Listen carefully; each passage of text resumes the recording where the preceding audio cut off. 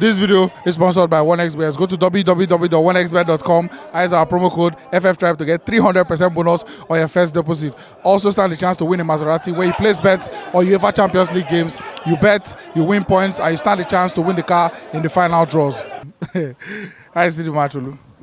Down to earth is what is happening to me. It's a reality. In life, there are three factors that governs life: addiction, subtraction, and multiplication. And in football, there are three things every team must go through. It's either you're losing, or you're getting a point, or you're winning. Multiplication is 3 points. Addition is 1 point. And subtraction is no point. This 1 point looks like 9 points to me. What I'm saying, so Arsenal, we don't have any reason to even come out alive in this match. We had the opportunities after the match against Liverpool. Arsenal has been under a downward slide. We all know we are trying to pick, we get one goal score line. We cannot increase the goal margin, and it's either we are jittering even in defending. Southampton, the better team is Southampton, and I would say Southampton lost the match because Arsenal had no reason. If anybody had watched the match, they would have known that Arsenal had no reason being alive in this match. But thank God that we came out with 1 point. I'm happy. Though my mood is swinging, it shouldn't be a match where it should have been a 3 point in the bag.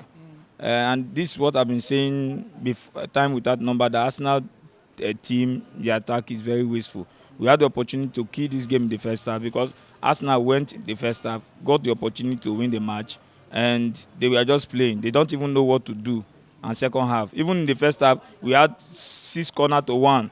And second half, Southampton came out from nowhere. They are deserved winners, but they lost the match.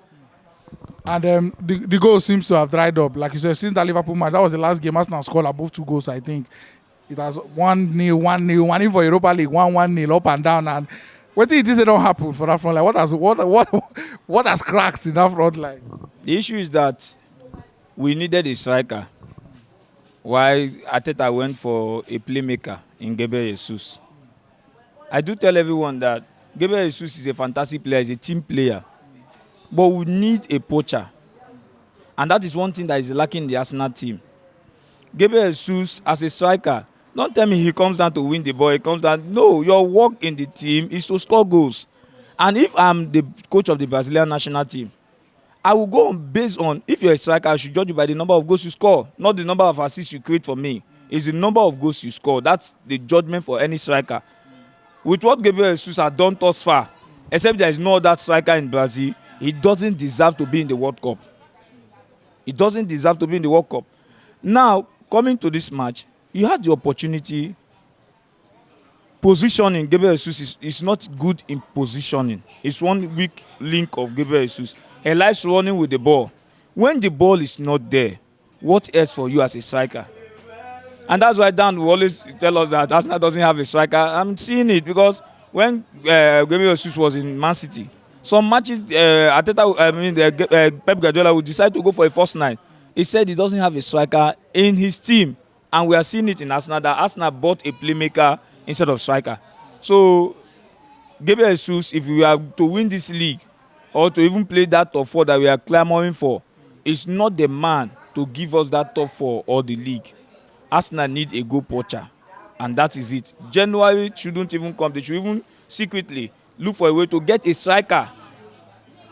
When Belotti was in the market, I said they should have bought Belotti. They said, no, Belotti is this.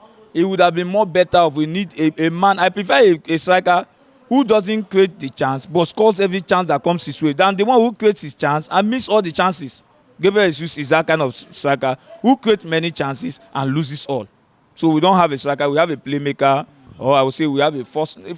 Even if you say first 9 score goals, we have a playmaker playing in the attack role. Any positive to take away from this match? He moved Martinelli, who happens to be a threat. We know before he brought him, it was a little bit quiet. He who happens to be the threat on the left-hand side. He took him off and brought in Nketiah. And what happened? There was so much pressure. That particular place became a traffic. They were just using that place. and it was a total nonsense. You're supposed to be talking of positives. Or no positive at all. Watching the match, I don't even have any take home. I have no take home because you brought in Nketiah. That would have been a threat in the attacking area. You now drafted him to the left, and you see kept our midfielder in the shape of Gabriel Jesus at the attack. What for?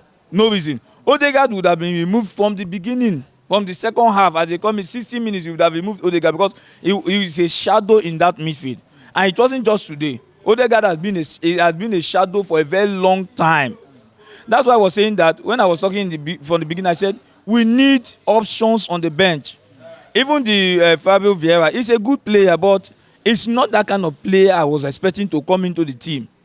The midfield was totally in shambles. Diallo swallowed our Partey, swallowed him. Partey became he doesn't even know what to play anymore. You give him the ball, he doesn't even know how to pass the ball anymore. Diallo swallowed him. They would have brought in knowing fully well that the midfield is already collapsed. Bring in another defensive midfielder that would have helped shaping the team.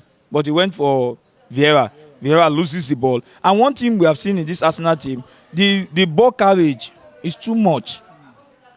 We have more water boys in the field than footballers because you are seeing your man that is free, pass the ball to your man. You want to carry the ball to your man, or sometimes you hold the ball to the extent where the man you're supposed to give to the ball, that's supposed to give to the ball to, is now marked, is now caged. You begin to look for a way to you now take the ball backward. So it's 1955 football that Arsenal is playing today. The ball carriage, everybody in the team is a carrier of the ball. Gabriel is a carrier of the ball. Everybody is a carrier of the ball, and it's wrong. Pass your ball when the time is needed. Pass your ball when the team is needed. Pass your ball when the team is needed, and that is one thing they are doing wrong, and it's wrong. All right, nice one, man. Football Fans Tribe here with the interview Naija football fans after matches, and we're giving Naija football fan content back to back. So if you're new, I beg, click that subscribe button, and thank you so much for watching.